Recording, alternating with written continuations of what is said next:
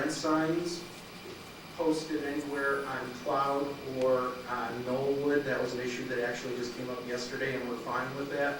There would only be signs on Sabino Canyon. We agreed that there will be 52 garage spaces. This is up from, I think we had 42 proposed when there was 169 residences. So the percentage is up substantially when you go to 130. We have other mitigation features on the project. Very briefly, I'd like to discuss is that we've agreed to make a $50,000 donation to the Fruchtandler Elementary School PTA. When this first started over a year ago, there was a lot of concerns about what would happen to the elementary schools if we built this many residences. We found out from TUSD that school actually is under-enrolled, and they would wish that we had at least 20 families with elementary school students. We talked to the PTA. We found out that because their enrollment has decreased, their funding has decreased. So with the $50,000 donation, they are looking forward to being able to upgrade their entire technology program, to place smart boards in the classrooms, and to have a cart that sounded pretty cool actually with laptops in it that would go from classroom to classroom and be made available to the students. We've also, as condition 7E stated, we've agreed to build a bus shelter. There's a bus stop approximately right here on Cloud Road, and we've agreed to build a bus shelter there provided that bus service continues at the time that we're developing. We're also requesting a license agreement from Pima County to be able to build a bike, hike, rest area at the corner of Sabino Canyon and Cloud. This little donut is owned by the county. I think it was originally planned to be a park, and somehow that didn't occur. So it would occur to us with the number of people biking and hiking in the area. As someone who's biked up Sabino Canyon Road, I can tell you that it's nice on a hot day to find a little shelter. There isn't any other rests. We originally had planned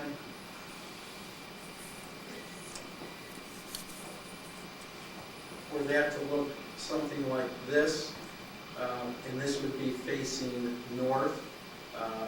And we, again, received some input from the neighbors and from Supervisor Carroll that they felt something more of southwestern design would be a benefit for the neighborhood. Now, we just actually heard that this weekend, or started to work on it, so we've only had a day, but we have a preliminary sketch from our architect. And I'm not sure if you're going to be able to see that. And this is only preliminary, but this is north again. It would be all mission tiles. So as you're driving up Sabino Canyon or on Cloud, you'd see a great mission tile roof, heavy columns, and again, this is only a first drawing of it, and we can certainly modify that. But that's another item of mitigation that we're proposing. As you are all aware, construction has always been one of the main drivers of Pima County's economy. We had very good years in 2012 and 2013, and unfortunately many of those projects are either at or near completion, and we're now seeing a drop-off in construction. This project will create about $18 million in planning and construction fees, with the trickle-down effect that I know Mr. Huckleberry is well aware of, because I've seen some memos that he has put out about county construction. We feel that this will create about 250 or 300 jobs during the year course of construction. It'll create about $1 million for in impact fees and permitting fees to Pima County.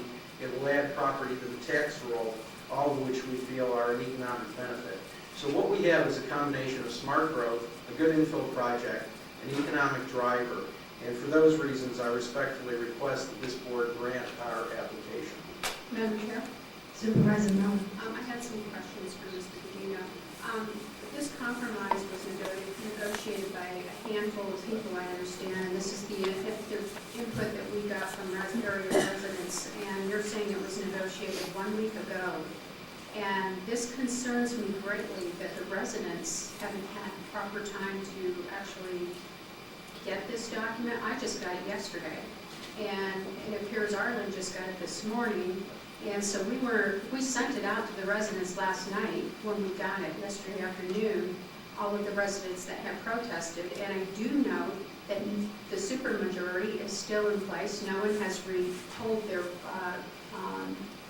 rejection of this project. So that really concerns me because I know there were 4 or 5 people. I met with you multiple times. I went out and toured the project. I went to Mr. Munson's office. We met with Katrina, talked to Mr. Hefferly, and I know you came to my office. And my concern is that these people, the majority of the people up there, have not had adequate time to understand and be able to review whether or not that they accept this project. And based on the information we have right now, they do not. Well, Supervisor Miller, let me clear up a few points. First of all, I called to come to your office and I could not get an appointment. And I have not seen you at your office since the comprehensive plan amendment last September.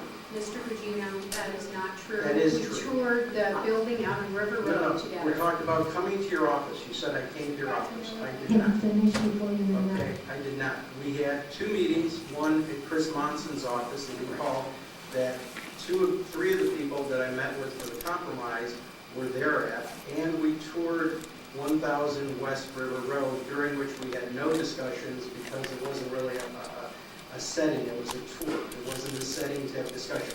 Let me finish, because I have some rights here also. And I called your office on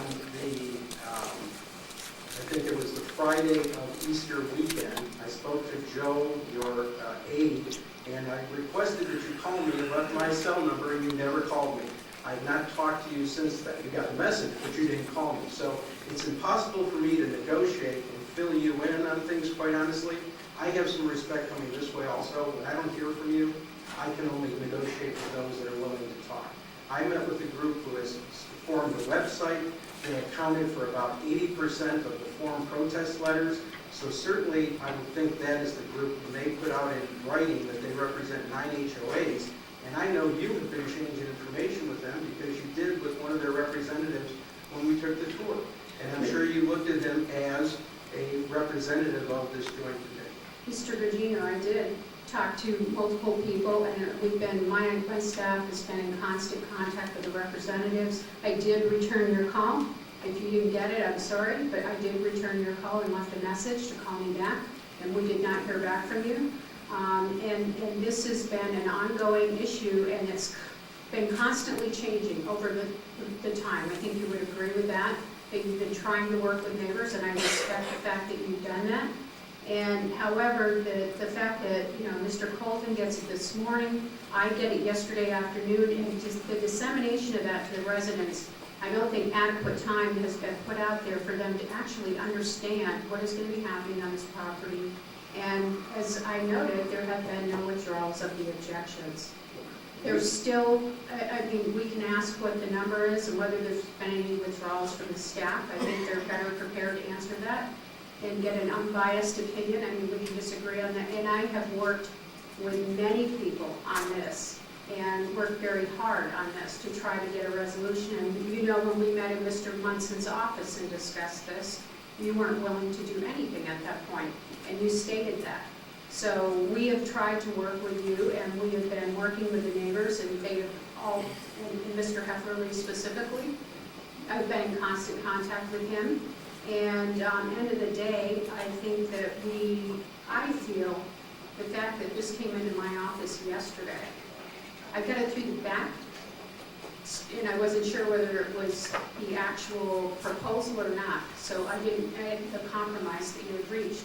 So I got it yesterday afternoon, and we were only able to disseminate that to neighbors yesterday afternoon.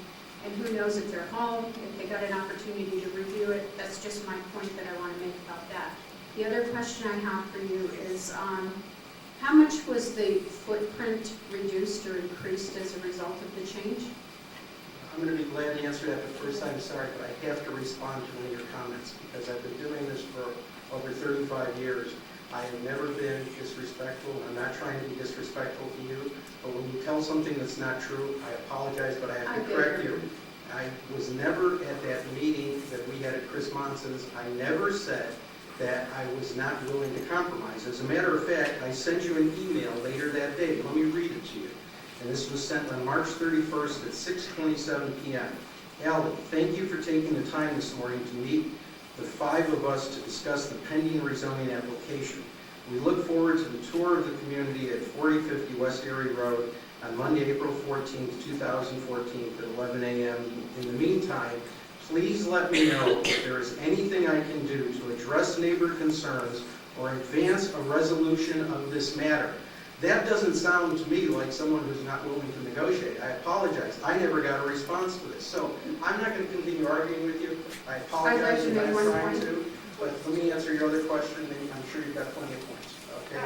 The question that you asked is the reduction of the footprint from the original to where it is now is somewhere between 20 and 30,000 square feet.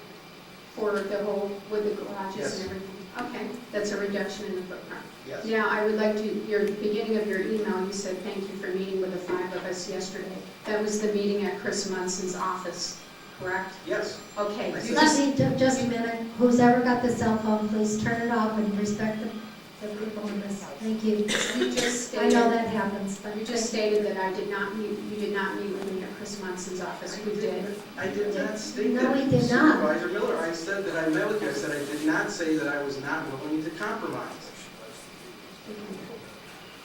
All right, is this, the other question I have for you is what about the issues with the water and how do you plan to address those? Because that's an ongoing concern. I'm going to ask our project engineer, Aaron Harris, to address that. Good morning, Supervisor Miller, Person Johnson. The issue of the Aaron Harris, Star Consulting 5405 East Wasika, Tucson, Arizona 85718. The issue of the water supply and the groundwater concerns is a multifaceted discussion. So if I can have a little latitude in having a lengthy description for you.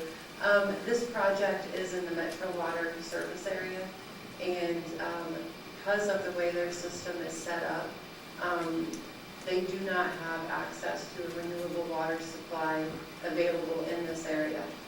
We do have Tucson water lines that are out in Sabino Canyon Road that would be very easy to connect to, and those do have access to renewable water, but we are part of the Metro Water district, and because of that assignment of district, we will be receiving our potable service through Metro Water. let me just, as point of clarification, so whatever development would occur on this property, and development will occur, it's an infill site clearly. The water provider in all circumstances will be Metro Water for this property. That is absolutely correct. So then, to me, that says we're going to have this problem, or the concern that Supervisor Miller has will occur irregardless because this is a Metro Water service area. That is absolutely correct. And the concerns with so once we're using the Metro Water district, the concern is then twofold. It is the lack of access to a renewable water supply, and it is also because some of their wells are located within an area defined as being of shallow groundwater. That definition has a bit of conflict between different people who are looking at it. Metro Water says that they have accurate well monitoring that indicates that the groundwater is not within 50 feet of the surface. But however, according to the Pima County planning maps, it is an area of shallow groundwater. And that was part of our concern as well. So I'd like to delve into that a little bit to address your question. Because it is an area of shallow groundwater, we asked Metro Water some very tough questions of their engineers, and I believe that neighbors have asked them some tough questions as well as other folks. And that is one of, how do you manage this? How do you know if the drawdown on new wells is significant to where it's going to have a biological impact